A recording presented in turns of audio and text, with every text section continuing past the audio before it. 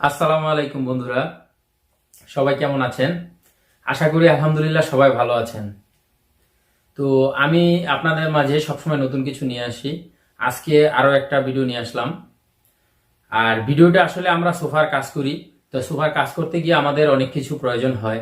তো ওই প্রয়োজন মোতাবেক আমি যে যা কিছু জানি তা আপনাদেরকে জানানোর চেষ্টা করি এবং দেখানোর চেষ্টা করি।